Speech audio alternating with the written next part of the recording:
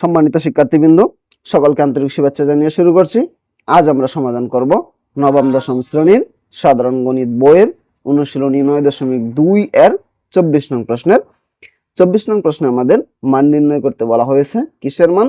3 cot square 60 degree plus 1/4 cosec square 30 degree plus 5 sin square 45 degree minus 4 cos square 60 degree. এটার মান আমাদের নির্ণয় করতে বলছে। এটার মান নির্ণয় করার জন্য আমাদের এখানে চারটা মান আমাদের জানতে হবে। cot 60 ডিগ্রির মান আমাদের জানতে হবে, cosec 30 ডিগ্রির মান জানতে হবে, sin 45 ডিগ্রির মান জানতে হবে এবং cos 60 ডিগ্রির মান আমাদের জানতে হবে। এই মানগুলো আমাদের জানতে হবে, অথবা আমরা যদি ক্যালকুলেটরের মাধ্যমে এই মানগুলো বের করতে পারি তাহলে আমরা ক্যালকুলেটরের মাধ্যমে এই মানগুলো বের করে নিলেও হবে। তাহলে আমরা এখান থেকে অঙ্কটা করি।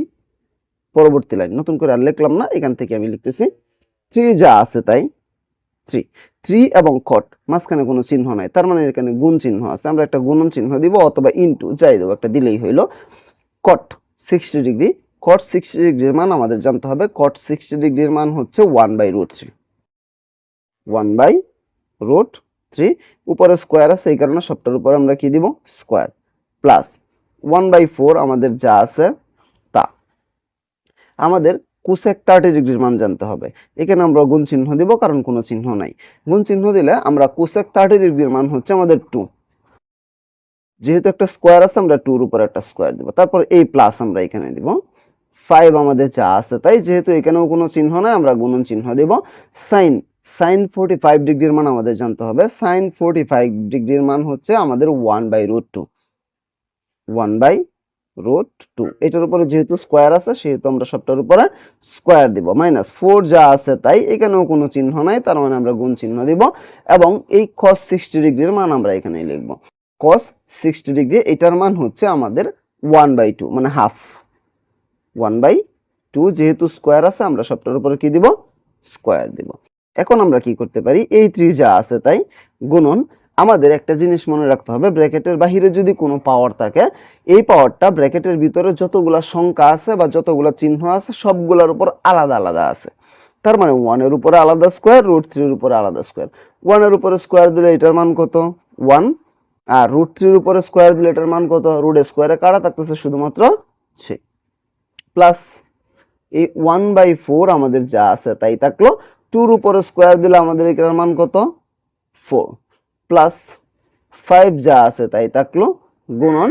এই ক্ষেত্রেও আমাদের কি আছে? 1 এর উপরে আলাদা স্কয়ার, √2 এর উপরে আলাদা স্কয়ার। 1 এর উপরে যদি আমরা স্কয়ার দেই এটার মান 1, √2 এর উপরে স্কয়ার দিলে রুট স্কয়ারে কাটা থাকতেছে শুধুমাত্র 2।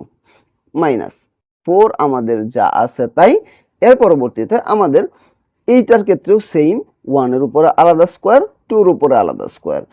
1 এর উপরে যদি আমরা স্কয়ার দেই তাহলে এটার মান 1, আর 2 এর উপরে স্কয়ার দিলে এটার মান কত? 4, 2 গুণন 2।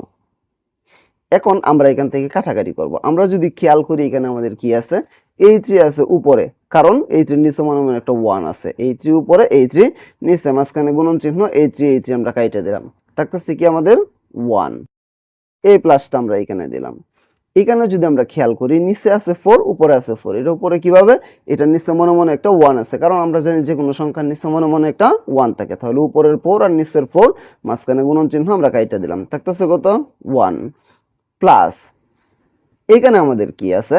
এখানে আছে 5, এখানে আছে 1/2। এখানে কোনো কিছু কাটাকাটি করা যায় না, তার মানে 5 এর নিচে মনে মনে 1, 1 এর সাথে আমরা 2 গুণন দিব, আর এই 5 এর সাথে উপরের 1 গুণন দিব। উপরে হবে আমাদের 5, নিচে হবে 2, মানে 5/2। মাইনাস এই 4 উপরে, এই 4 নিচে, আমরা এইটা এবং এইটা কাইটা দিলাম। থাকতেছে শুধুমাত্র কি আমাদের 1।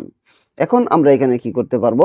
আমরা একটা 1 প্লাসের কাইটা দিলাম, একটা 1 মাইনাসের কাইটা দিলাম। থাকতেছে কত? 1 প্লাস 5/2। 1 প্লাস কত আছে আমাদের? 5/2। এখন এটাকে আমরা যোগ করব। যেহেতু একটা পূর্ণ সংখ্যা একটা ভগ্নাংশ সংখ্যা, সেহেতু যোগ করতে গেলে আমাদের লসাগু করতে হবে। কিসের লসাগু? হরের লসাগু। এটার নিচে আরেকটা 1 আছে, 1 এবং 2 এর লসাগু কত? 2। এটার নিচে মনে মনে 1, মানে হর 1 দ্বারা যদি আমরা এই লসাগু 2 কে ভাগ করি 2 বার, 2 এর সাথে উপরে লব 1 গুণ দিলে কত হয়? 2 হয়। তারপরে প্লাস এই 2 দ্বারা 2 কে ভাগ করলে একবার, 1 এর সাথে 5 গুণন দিলে 5 যা আছে তাই। তারপর আমরা এখানে কি আছে, নিচের 2 যা আছে তাই, উপরে 2 প্লাস 5 কত হয় আমাদের 7। এইটাই হচ্ছে আমাদের এই অঙ্কের আনসার। একদম সহজে একটা অঙ্ক, যদি আমরা এই মানগুলো আমরা মুখস্থ রাখতে পারি বা ক্যালকুলেটরের মাধ্যমে বের করতে পারি। কিসের মান? cos 60 degree, cosec 30 degree, sin 45 degree, cos 60 degree. এই মানগুলো যদি আমরা জানি তাহলে আমরা এই অঙ্কটা একদম সহজেই সমাধান করতে পারবো। আমি আশা করি আমি বোঝাতে পেরেছি। তারপরেও যদি কারো কোনো সমস্যা থাকে আমাকে কমেন্টে জানাতে পারো, আমি সমাধান করার চেষ্টা করবো ইনশাআল্লাহ। পরবর্তী কোনো ভিডিও নিয়ে তোমাদের মাঝে অবশ্যই আসবো। সে পর্যন্ত সকলেই ভালো থাকবা। আল্লাহ হাফেজ।